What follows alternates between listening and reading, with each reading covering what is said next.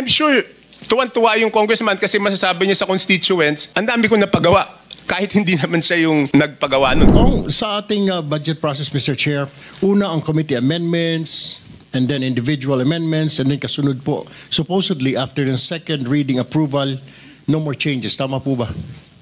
Yes, Your Honor. Can you state before this committee, Mr. Chair, what really happens in reality? Yung totoo. Mukhang hindi naman po nasusunod ito. What's going on? Can you walk us through para maintindihan po ng mga nandito, yung mga nanonood sa atin, what's going on? Kasi dito po mapasok yung mga insertion, nakatakot-takot, Mr. Chair. Okay, Your Honor, una po tatanggapin po ng House of Representatives yung National Expenditure Program. Yun po ang proposal ng budget po ng Executive Branch. Pagkatapos po noon, magkakaroon po ng budget briefings at magkakaroon po ng budget hearings. Okay. Doon sa mga budget briefings at budget hearings na yon, Your Honor, ang mga cabinet secretary po ang natatanong ng mga congressman. Pagkatapos po niyan, mapupunta po yan sa plenaryo. At magkakaroon ng sponsorship at magsusponsor yung iba't ibang mga authors, no? Ng iba-ibang mga sponsor ng iba't ibang department. Doon po, hindi na po pwede magsalita ang cabinet secretary, congressman na po. Pagkatapos po, magdedebate. Yan po yung sinasabi ni congressman ng ating chairman na magdedebate po. Halos 2 buwan po yan. Inaabot ng gabi, magdedebate po. Pagkatapos po niyan, pag natapos yung debate, isasara po ang period of interpellation and debate. Pagkatapos po, bubuksan po yung period of committee amendments. Doon po magsasabi po yung committee ng mga amenda. For example po,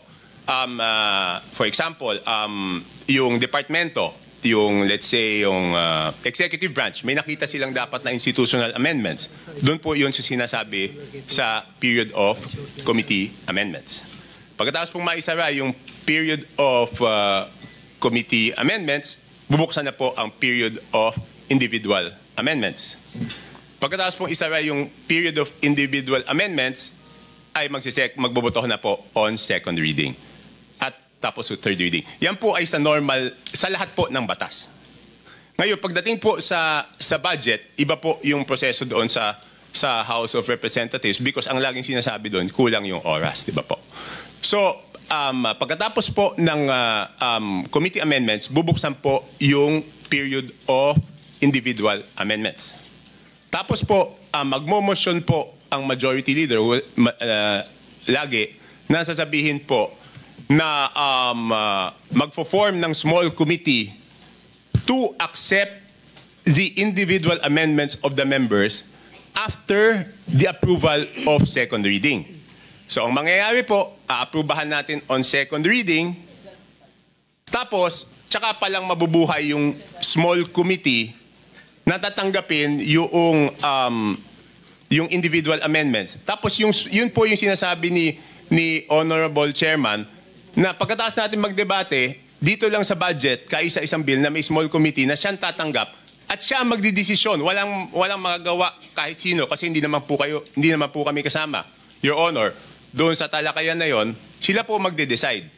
Tapos pagbalik po namin at makikita po namin yung printed copy, wala na kami magagawa. Kasi sa third reading po, ang botohan lang doon, ang papalitan lang, wrong spelling, comma, period. So magugulat kayo minsan, nadagdagan to, nabawasan to, hindi naman napag-usapan sa plenaryo. At yun po yung desisyon ng small committee. Kaya po hiningi ko po yung committee report ng small committee na wala naman pong maibigay.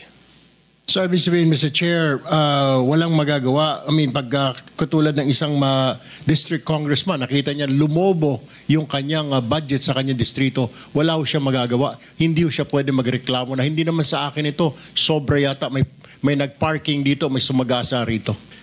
He can't do that, Mr. Chair? Wala na po. Wala na po siyang magagawa kasi yun na po. Ang next chance po nun, sa BICAM.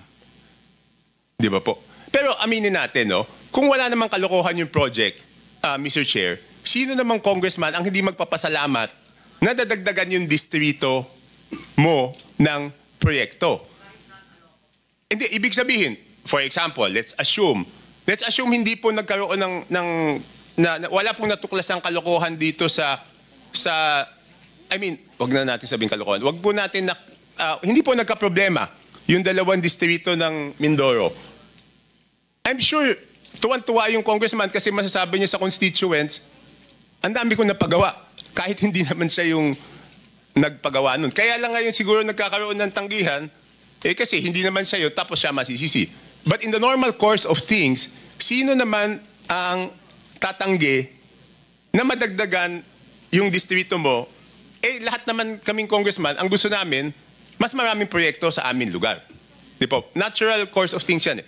But before I proceed, Your Honor, kasi po, pagkatapos ko magsalita, ako na yung binabatikos ngayon. So let me put on record na this is not the first time I questioned the budget process. Pwede po nilang tignan yung archives.